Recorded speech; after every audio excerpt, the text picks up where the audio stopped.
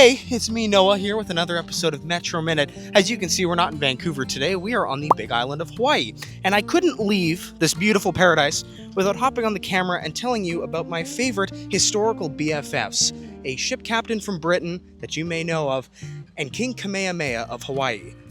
Let's explore it, shall we? Not far from where I'm standing in the water with an eagle ray or something, a king was born, sometime in the 1700s, we're not exactly sure when. Now, Kamehameha had big ambitions, and by big, I mean he wanted to take over Hawaii and unite the islands into a kingdom, which he did. Meanwhile, across the sea, there was a young sailor named George. Now, George was learning the ropes aboard Captain James Cook's ship.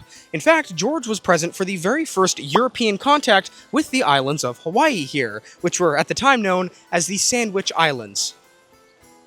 Really. Jumping forward a few years, it's now the 1790s. The now Captain George is in charge of his own expedition. This is when he runs into King Kamehameha for the first time. Now, apparently George was warned that King Kamehameha was a bit of a hard-ass, but apparently the two got along very well from the beginning. They exchanged gifts, held hands, and apparently, reportedly, rubbed noses. The whole 9 yards. Now, among the gifts exchanged was cattle. These cattle would become essential to the Hawaiian ranching scene.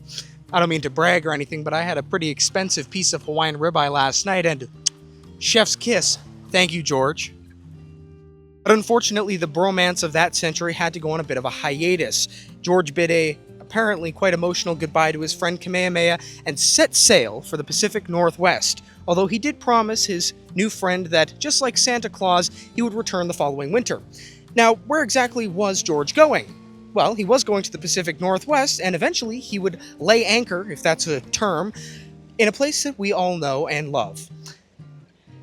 He was George Vancouver. He went to Vancouver Island, Vancouver. If you didn't put that together already, good for you. You did, ending wasn't spoiled. Yeah. So that is the abridged and potentially historically inaccurate story of George Vancouver and King Kamehameha.